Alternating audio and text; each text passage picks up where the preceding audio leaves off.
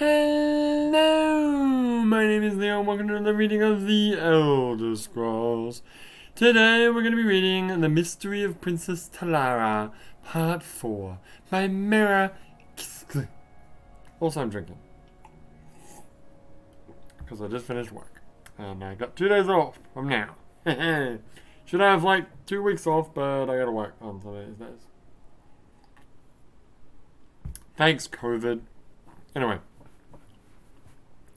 Jaina never saw the Emperor's agent, Lady Presenia, again, but she kept her promise. A Nightblade in the service of the Empire arrived at Lord Strau's house in disguise. She was an apt pupil, and within days he had taught what she needed to know. He's talking. It's a simple charm, not the sort of spell that could turn a raging tigress into a love-struck puppy, said Pusk. If you do or say anything that would normally anger or offend your target, the power will weaken. It will alter temporarily. What's going on with your voice? It will alter temporarily his perception of you, as spells of the school of illusionation do. Illusionation? What are you, Imape? But his feelings of respect and admiration for you must be supported by means of a charm of a less magical nature. I understand, smiled Jaina, thanking her tutor for the two spells of illusion he had taught her. The time had come to use her newfound skill. The prostitutes' guild house. That's a prostitute guild. That's a guild of. They said there's a guild of everything in this town. Did they say? I think in one of the previous books they said, yeah, there's literally a guild of everything. Unless I'm thinking of the capital. Pretty sure I'm thinking of whatever. Camelon. Yeah. Anyway, the prostitutes' guild house of Camelon was a great palace in an affluent northern quarter of the city. Prince Siline could have found his way there blindfolded, or blind drunk, as he often was. Tonight, however, he was only lightly inebriated, and he resolved to drink no more. Tonight, he was in the mood for pleasure. His kind of pleasure. Where is my favorite girl? He demanded of the guild mistress upon entering. Okay, so the guild is just a brothel. Oh, Jesus. She's still healing from your appointment with her last week. She smiled serenely. What? What do you mean healing? Most of the other women are in with clients as well, but I've saved a special treat for you. A new girl. One you will certainly enjoy. Okay, I was gonna say this guy's like Robert Baratheon from Game of Thrones, but it's more kind of I'm scared that it's gonna turn into what's his face? Shit boy. Joffrey. Yeah. The prince was guided to a come on, you can do it. Sumptuously. Good enough. Was guided to a sumptuously decorated suite of velvet and silk. As he entered, Jaina stepped from behind a screen and cast her spell quickly, with her mind open to belief, as Puskus had instructed. It was hard to tell if it worked at first. The prince looked at her with a cruel smile, and then, like sun breaking through clouds, the cruelty left. She could tell he was hers. He asked her her name.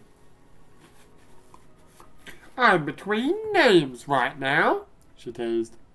I never made love to a real prince before. I've never even been inside a palace. Is yours very big? It's not mine yet, he shrugged. But someday I'll be king.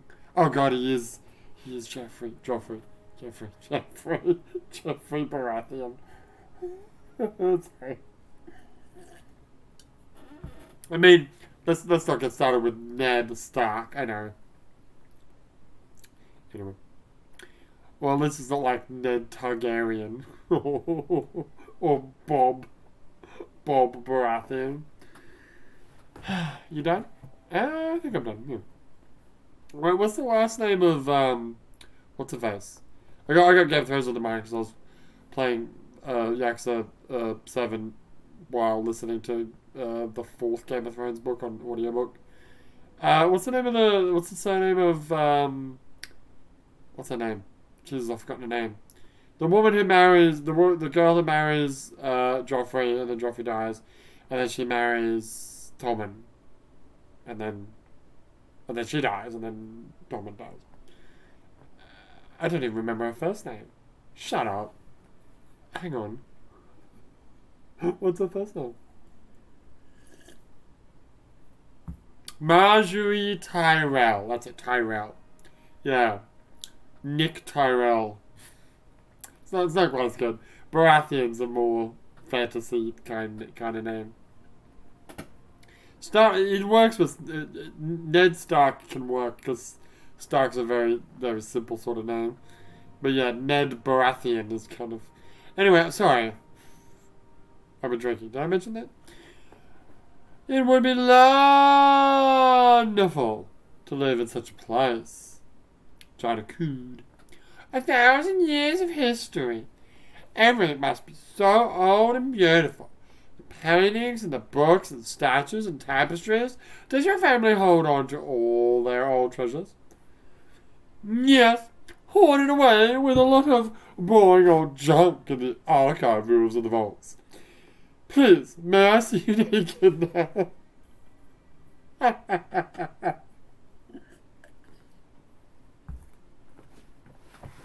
Smooth, Romeo. Very smooth. I mean, come on. Now, prostitutes. Still. I mean, he's a prince. He just pays for it. He doesn't know any romance. First, a little conversation, though. You may feel free to disrobe whenever you like, said Jonah. I had heard there was an archive room, but it's quite hidden away. Why would he tell me this? Oh, because she's using illusion magic on him. Oh, like a truth? Is there a truth illusion spell? Sure. There's a false wall behind the family crypt, said the prince, gripping her wrist and pulling her towards him for a kiss. Something in his eyes had changed. Your Highness, you're hurting my arm, Jonah cried. Enough talk, you bewitching whore, he snarled, holding back a sharp jab of fear. Jonah let her mind cool and perceptions whirl.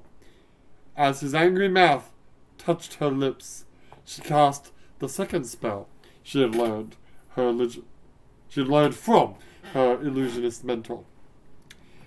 The prince felt his flesh turn to stone. He remained frozen, watching Joanna pull together her clothing and leave the room. The paralysis would only last for a few more minutes, but it was all the time she needed. The guild mistress had already left with all her girls, just as Joanna and Lord Strowl had told her to. They would tell her when it was safe to return.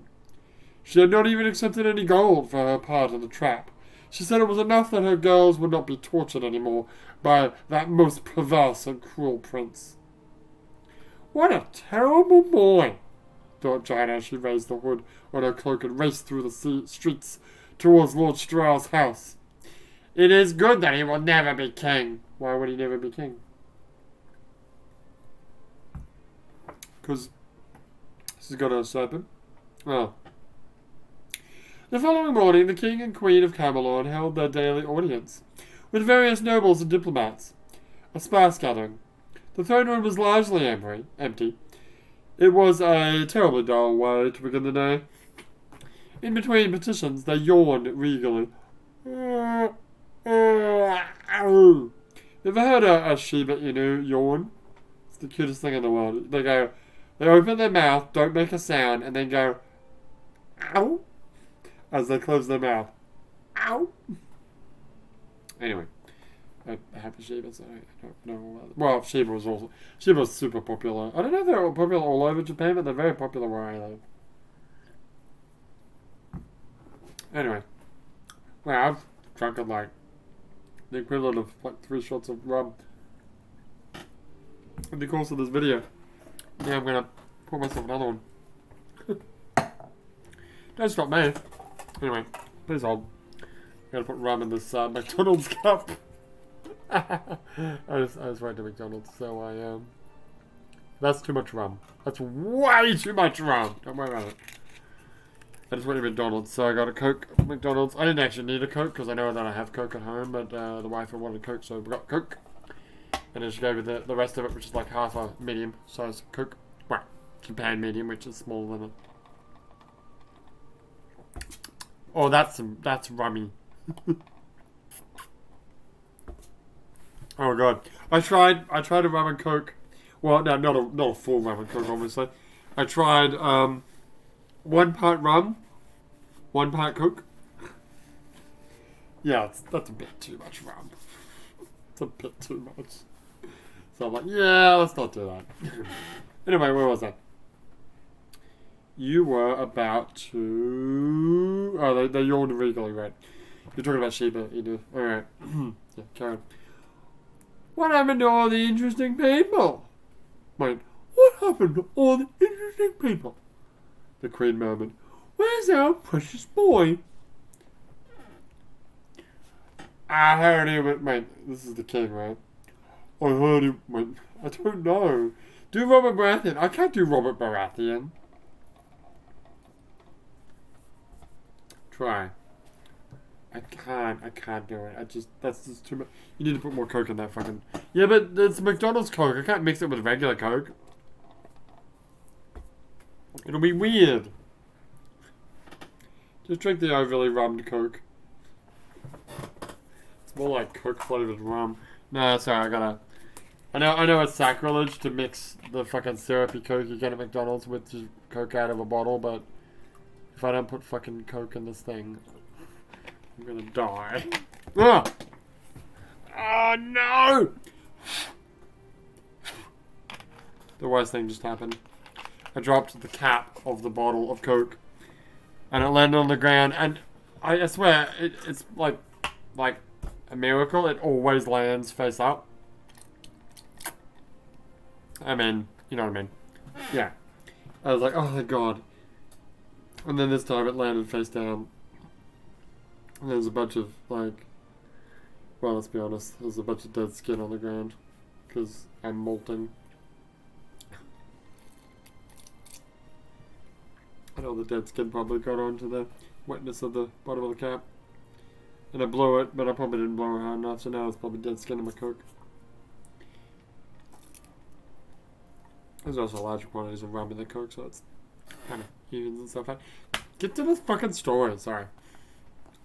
What's his voice? I don't know. What's a regal voice? Come on. I heard he was raging through the North Quarter. Some harder to rub him. Okay, it's good now. The King chuckled fondly. What a fine lad! And what of the royal battle mage? I said it to take care of a delicate matter. The King knit his brow. What does that mean, knit his brow? What does that mean? I don't know. I don't know what knitting one's brow looks like. But that was nearly a week ago, and I haven't heard one word from him. It's somewhat troubling. Indeed it is. Lord Arrow should not be gone for so long. The Queen frowned. What if a rogue sorcerer came and threatened us? Husband, don't laugh at me. That is why all the royal houses of High Rock keep their mage retainers close to their side, to protect their court from evil enchantments, like the one that poor emperor suffered so recently. Are you talking about at the head of his own battle mage? Chuckled the King. They are talking about Jagarthan.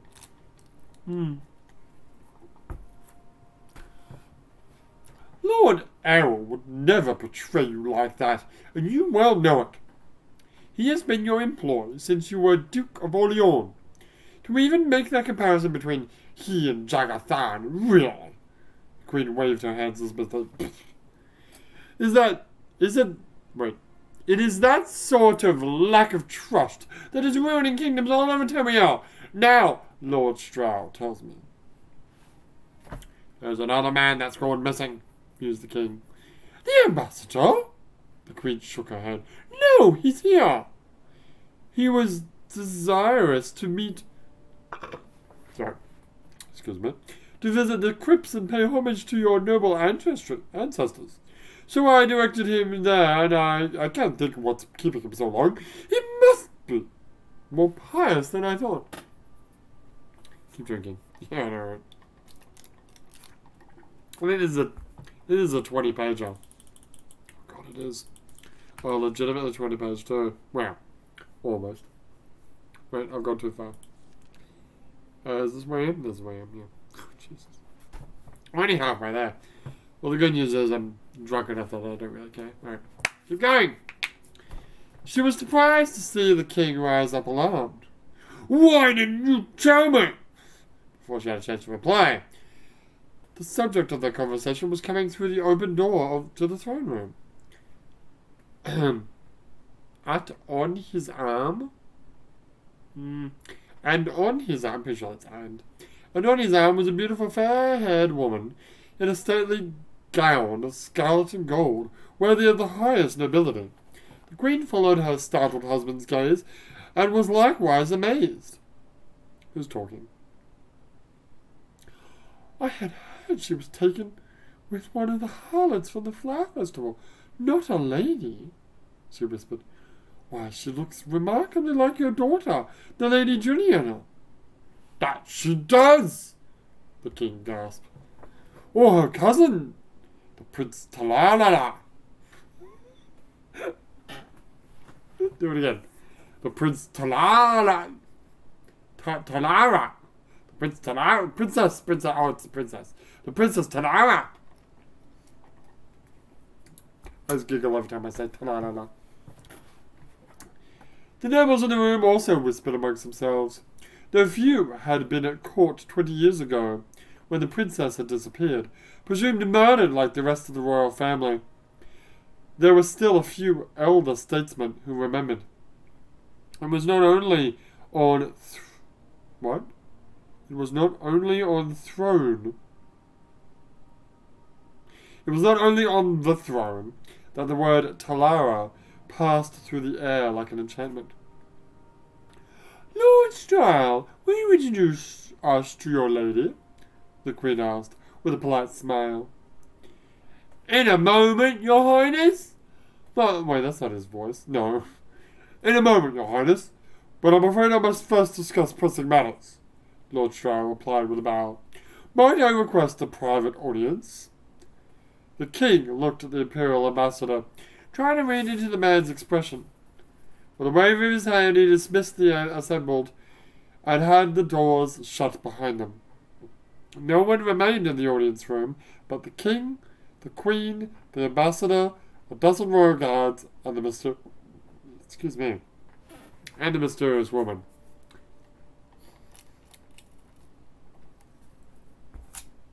I like the fact that you burp mid-sentence because you've been drinking too much, and then you immediately finish the sentence and drink some more. Well, gotta keep it up. Gotta keep up the pace, man. The ambassador pulled from his pocket a sheaf. What the fuck is this? Hold on. Okay, I didn't want to do this. I've been avoiding doing it for like a few words that we've been doing, like pronunciation or whatever. But what the fuck is a sheaf? A bundle of grain stalks laid lengthways and tied together after reaping. What? A sheaf of yellowed parchment. Old yellow. Bundle into sheaves. What's a grain stalk? Like, is that like, look, I'm no farmer. I spend time on a farm. Yeah, my, fun fact, my grandparents, had fun. Anyway, but, yeah, if I could compare it to Japan and rice paddies, I guess, like, a bunch of, like, rice paddy stalks, stems, whatever. Like, what, tied together? Oh, yeah, I know what that is. I know what that image is. Yeah, I know what the fuck is it? Is that the right word to use in this situation? Yeah. Well, yeah, I don't... what is a sheaf of paper? Oh, there you go, done. Is a number of them held or fastened together.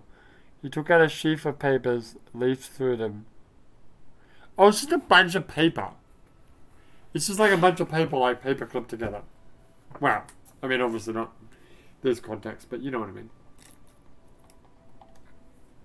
Now, thinking of this, in Japan, I have no idea. Like, a bunch of my neighbors grow rice, but I don't know shit about it. But I guess when they harvest the rice, they kind of put it on, like, little, like, teepees. They, like, make little teepees out of it. I don't know why. Maybe to dry it out. Because for the most of the growing process of rice, it's in, like, a submerged rice field. I don't know. What do I know? Look it up yourself. I don't care. I'm not looking it up. I'm not a rice fucking farmer. Anyway, where are we going? I'm not a farmer, I'm a samurai. Moving on. Where were we? We were here. Right. The ambassador pulled from his pocket a sheaf of old yellowed parchment. Your Highness, when you ascended the throne after your brother and his family were murdered, anything that seemed important, deeds and wills, were of course kept with the clerks and ministers. His entire incidental, unimportant personal correspondence was sent to the archive, which is standard protocol. This letter was among them. What's this about, sir? The king boomed. What does it say? Nothing about you, your majesty. In truth, at the time of your majesty's ascension, no one reading it could have understood its significance. It was a letter to the emperor, the late king. Your brother was penning at the time of his assassination. You read that like fucking... I was going to say Stephen Hawking. No, like Robert Shatner.